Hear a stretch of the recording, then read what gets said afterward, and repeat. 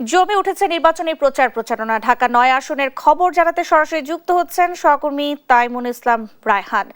রায়হান, কেমন দেখছেন প্রচার প্রচারণা? সার্বিক চিত্র জানাবেন আমাদের। জেনেছি যেমনটা বলছিলেন, আসলে সারাদিন আমরা ঢাকার বিভিন্ন আসনে গিয়েছি, দেখেছি আসলে প্রচারণা তুঙ্গে রয়েছে। এই মুহূর্তে আমরা রয়েছি ঢাকা ৯ আসনে। এখানে কিন্তু বিএনপির যে প্রার্থী রয়েছেন হাবিবুর রশিদ হাবিব, তিনি কিন্তু নির্বাচনী প্রচারণা চালাচ্ছেন। আমরা দেখেছি তিনি বিভিন্ন অলিতে গলিতে গিয়ে নির্বাচনী প্রচারণা চালাচ্ছেন এবং কি প্রত্যেকটা ঘরে ঘরে যাচ্ছেন, তাদের নির্বাচনী প্রতিশ্রুতি দিচ্ছেন এবং কি এলাকার যে সমস্যা নিরসনে তিনি কাজ করবেন বলে সবাইকে কিন্তু আশ্বাস দিচ্ছেন। আমরা এই মুহূর্তে রয়েছি কাজী হাবিবুর রশিদ হাবিবের কাছে। আমি একটু জানতে চাবো যে আপনাদের এই জনগণের কেমন সাড়া পাচ্ছেন?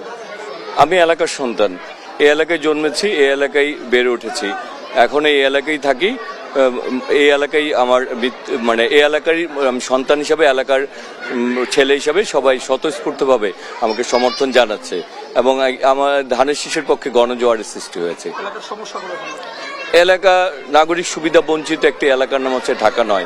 এই এলাকার মানুষের যে সমস্যাগুলি, সমস্যা প্রচুর, নাগরিক সুবিধাগুলি নেই। এখানে যে গলিতে ঘুরছে এখানে গ্যাসের যেমন নেই, রাত্রের বেলা 2-3 ঘন্টা যেমন গ্যাস আসে, এরপরে কিন্তু গ্যাস আসে না। এই এলাকার রাস্তাঘাটগুলি সংস্কার প্রয়োজন। এই এলাকার চিকিৎসার সুবিধা থেকে বঞ্চিত। এই এলাকা মানুষের আসলে খেলাধুলা তার কোনো ব্যবস্থা নেই, ওরকম ব্যাপক শিক্ষা প্রতিষ্ঠানও নাই। এই এলাকার আসলে আমাদের অনেক কিছু প্রয়োজন। আমরা আমাদের নাগরিক যতটুকু সুবিধা দরকার, আমরা অনেক চাই না, কিন্তু আমাদের যতটুকু প্রাপ্য সুবিধাটুকু আমরা চাই। আমরা চাই যে আমরা এই সিটি কর্পোরেশন ট্যাক্স দিই, আমাদের সেই হিসাবে একজন সিটি কর্পোরেশন নাগরিক হিসাবে আমাদের যতটুকু হচ্ছে প্রাপ্য এই এলাকার আমাদের সেইটুকুই আমরা দিতে চাই। এবং জনগণ মনে করি এলাকার সন্তান হিসেবে, যেহেতু এই এলাকা অলিতে গলিতে আমি বড় হয়েছি, তাদের সন্তান হিসাবে আমি তাদেরকে নিয়ে আগামী দিনে মানুষের সমস্যা সমাধানে সর্বোচ্চ চেষ্টা করব। জেনেছি যেমনটা বলছিলেন।